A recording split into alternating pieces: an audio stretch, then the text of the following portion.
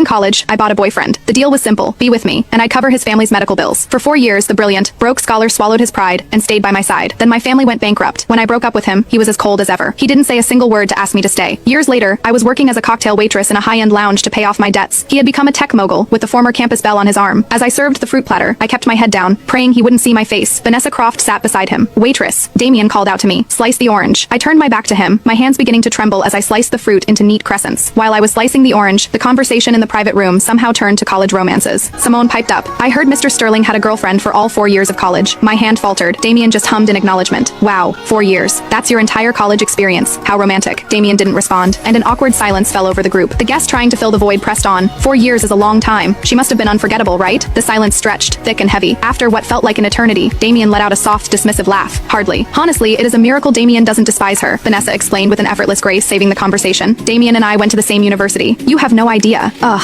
I felt so bad for him back then. If his ex hadn't been in the way, do you really think it would have taken us this long to get together? Of course, Vanessa, you are a huge star now, no matter how great his ex was. Could she ever compare to you? The mood in the room instantly lifted. I tugged the brim of my cap lower, desperate to just disappear. The fruit knife slipped, slicing my finger. A sharp hiss of pain escaped my lips, drawing the attention of the table. "What is wrong with you?" Vanessa complained, her voice sharp with annoyance. "Can't you even cut a piece of fruit? I am so sorry, I'll get you a fresh platter." I snatched the plate, ready to flee. "Wait." Damien's voice stopped me in my tracks. Each word was slow, deliberate. "Turn around." My feet felt nailed to the floor. 1 second, 2. My manager, sensing trouble, rushed over. "My apologies, everyone. She is new, still learning the ropes. The fruit platters are on the house tonight." She shot me a pointed look. "What are you waiting for? Go get a new one." It was the escape I needed later. My manager, a kind woman named Sarah, pulled me aside. "You need to be quicker on your feet next time," she said gently. "We were all new once, but a complaint from that room, and you'd be working tonight for free." "Thank you, Sarah. Don't mention it. Just be extra careful with the VIP room. They're all heavy hitters, especially the youngest, most handsome one in the middle. He is the founder of a huge tech startup. He is not someone we can afford to cross." "Sarah, I am a little shaken up. Could you possibly take the new platter in for me?" "Sure thing." I let out a breath I didn't realize I'd been holding. If there was one person in the world who had already crossed Damien Sterling beyond forgiveness, it had to be me. I was the ex he was talking about, the one it was a miracle he didn't despise. At 4 a.m., my shift was finally over. I was the last to leave. A coworker, thinking the building was empty, had already shut off the main lights and the elevators. I jabbed at the elevator button in frustration, hoping to bring it back to life. "You should probably call someone." Damien's voice echoed from the darkness behind me. I froze, then mechanically called my coworker. The elevator whirred back to life. Damien and I stood in the cramped space, the silence deafening. "Working this late?" His voice was low, yet distinctly clear in the confined space. "Yeah, waiting for the last guest to leave." I stared at the closed elevator door. "The pay? Is it good?" he asked hesitantly. "It is okay." I kept my head down, the cap hiding my face. He didn't seem to recognize me. He chatted idly for a moment, then glanced at his watch. "This elevator is painfully slow. My girlfriend is probably getting impatient. She is very clingy, you know, loves to be doted on." My heart clenched. He was talking about Vanessa. "What about you?" he continued. "You get off this late. Doesn't your boyfriend come pick you up? I live close by." The elevator